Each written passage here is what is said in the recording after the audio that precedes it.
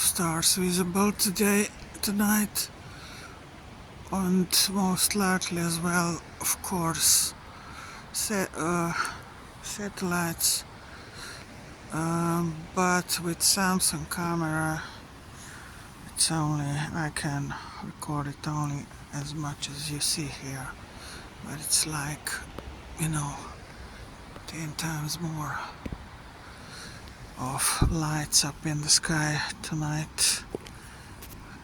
It's 19:59, almost 8 p.m. though.